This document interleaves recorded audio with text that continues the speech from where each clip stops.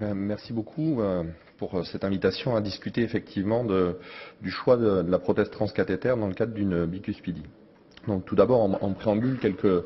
données tout à fait générales sur la bicuspidie dans le contexte des patients candidats au TAVI qui nous intéressent aujourd'hui. L'analyse de valves excisées au cours d'une intervention chirurgicale de remplacement valvulaire aortique a montré que chez les octogénaires, on pouvait constater jusqu'à un peu plus de 20% de patients porteurs de bicuspidie. Et un fait intéressant dont on pourra discuter à la fin est que très fréquemment, ces bicuspidies ne sont pas identifiées au stade du diagnostic échographique. Et dans le contexte du TAVI, c'est une donnée qui est très importante à intégrer dans la discussion. De manière très générale aussi, on sait que ces patients porteurs de bicuspidie sont plus souvent jeunes, qu'on a un risque accru qu'il y ait une maladie aortique associée qui puisse indiquer un traitement chirurgical comme seule option, dans la mesure où il faudrait corriger à la fois la maladie de la valve et la maladie de l'aorte associée. La classification la plus souvent utilisée pour décrire les bicuspidies, c'est celle que vous avez sous les yeux ici, la type 0 sans rafé, type 1 qui est par ordre de fréquence celle qu'on observe le plus souvent, un peu plus de 60% des cas, avec un rafé qu'on décrit en fonction de sa localisation, puis la type 2 un peu moins fréquente, avec 2 rafés. Alors en quoi, dans le contexte du TAVI, donc ces patients à haut risque chirurgical qu'on ne peut pas opérer, en quoi la présence d'une bicuspidie peut être un problème? Eh bien, il y a plusieurs niveaux d'explication. Le premier, c'est qu'on est très fréquemment devant des anatomies plus larges, avec une morphologie tout à fait anormale et inhabituelle, qui fait que les règles de sizing pour le choix de prothèse qu'on utilise habituellement chez les patients tout venant en TAVI peuvent être inadéquates et difficiles à utiliser. La deuxième explication est on peut se retrouver très fréquemment devant des anatomies qui rendent la procédure techniquement complexe, du moins avec les valves de première génération dont on disposait, avec des aortes ascendantes très horizontales, des anneaux verticaux qui peuvent rendre le placement correct de la prothèse assez difficile, avec un risque de mauvais positionnement de procédure à 2 valves.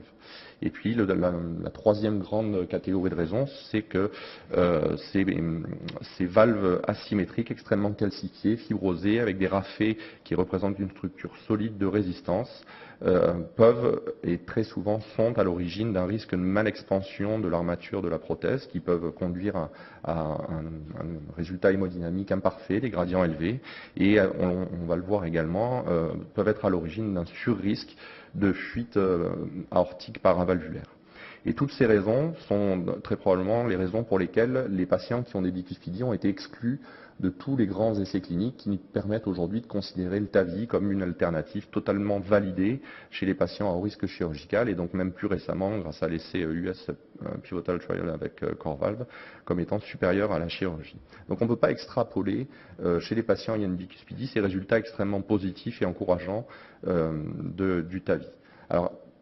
qu'a-t-on dans la littérature en termes de données cliniques avec les prothèses de première génération? Il y a un certain nombre de cas cliniques rapportant des expériences isolées, quelques séries monocentriques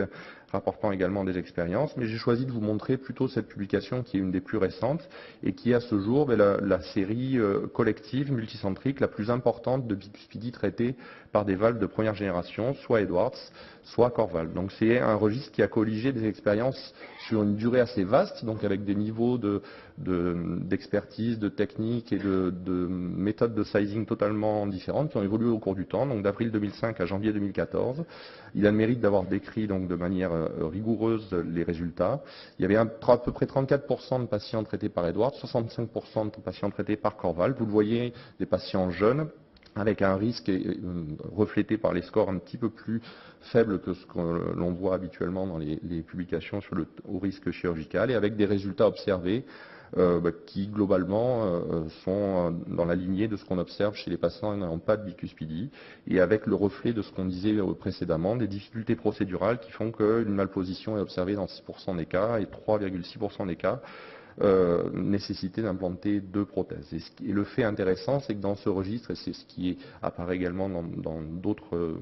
séries plus petites, on n'observe pas de différence entre les 2 valves de première génération implantées. Alors la deuxième donnée intéressante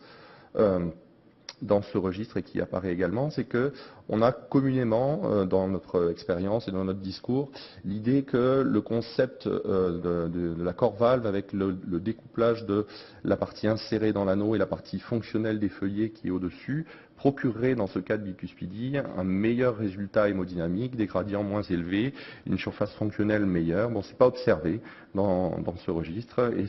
ça n'est pas observé dans le reste de la littérature, mais on va le dire qui est faible sur la bicuspidie. Et en fait, le troisième point très important, c'est que on observe des résultats en termes de fuite paraprothétique qui sont mauvais avec ces valves de première génération employées dans la bicuspidie. Vous voyez près de 28% de fuite supérieure à un grade 2. Alors je vous disais, c'est un registre qui a colligé des expériences pour certaines débutantes depuis 2005, donc tous les patients n'avaient pas un sizing effectué de manière moderne comme on le fait maintenant. Et quand on s'intéresse uniquement aux patients qui ont eu un sizing fait par scanner tridimensionnel permettant d'affiner le choix de la prothèse, on voit que l'incidence de ces fuites de grade 2 diminue à 17%, mais 17% c'est quand même très important, beaucoup plus important que ce qu'on observe sur les patients qui n'ont pas de bicuspidie. Alors, qu'est-ce qu'il y a de récent et de moderne à dire maintenant sur le TAVI et la bicuspidie en 2015? Mais la première des choses, c'est que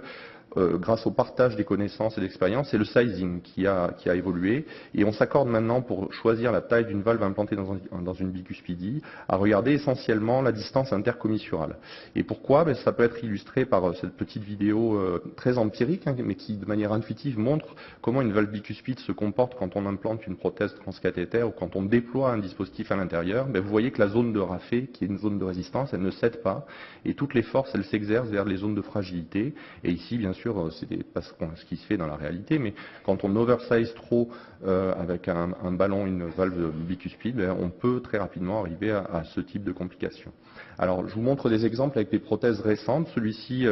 gentiment donné par Thierry Lefebvre, qui a traité ce patient qui avait, vous voyez, une anatomie extrêmement large, un anneau à 740 mm2, mesuré selon les méthodes de sizing habituelles, donc en dehors des ressources normalement d'une valve de 29 balloon expandable, et chez qui en utilisant à la fois les caractéristiques d'une valve avec un dispositif de réduction des fuites et ce sizing se basant sur la distance intercommissurale qui était ici de 28 mm, chez qui on a obtenu un excellent résultat, avec, vous voyez, une circularité de la prothèse excellente sur le scanner post-implantation. On peut également, et c'est des cas isolés rapportés dans la littérature, avoir des résultats très bons avec d'autres valves de deuxième génération qui ont pour particularité d'avoir un système de réduction des fuites en utilisant toujours cette méthode de sizing de la distance intercommissurale. D'autres concepts de valves de génération semblent moins adaptés à la bicuspidie, et vous voyez ce cas rapporté avec une valve direct flow dans laquelle, du fait d'une force radiaire probablement insuffisante, on avait en post-implantation une Vmax transprothétique encore à 5 mètres par seconde. Donc en conclusion, on voit dans la littérature qui est faible, il y a moins de 300 patients publiés sur la bicuspidie et le TAVI, que le traitement des patients bicuspides avec les valves de première génération semble faisable, avec des données cliniques qui sont à peu près comparables à ce qu'on observe chez les patients non bicuspides, mais avec une incidence de régurgitation qui est très élevée, qui à mon sens n'est pas acceptable. Et donc pour se prêter au jeu, puisque la question c'était quelle valve vous implanteriez chez une bicuspidie, donc c'est un avis personnel, puisque vous avez vu qu'on n'a pas de données dans la littérature pour nous guider, certainement pas une valve de première génération. Si la bicuspidie n'est pas très sévèrement calcifiée, soit une prothèse balloon expandable avec un système de réduction des fuites, une prothèse expansible mécaniquement avec un système de réduction des fuites ou auto-expansible avec un système de réduction des fuites si elle était disponible, ce n'est pas le cas encore. Et en revanche, dans un cas de bicuspidie très calcifiée, en rapport avec l'exemple que je vous ai montré sur la petite vidéo de la bicuspidie excisée, et puis avec ce cas pratique qu'on a traité, en cas d'utilisation d'une prothèse balloon expandable, je pense qu'il faut être très prudent puisqu'on s'expose à un risque de rupture d'anneau qui est accru, et on peut proposer des stratégies qui ont été validées chez les non-bicuspides par nos amis canadiens de sous-gonflage du ballon d'expansion de la prothèse. Je vous remercie.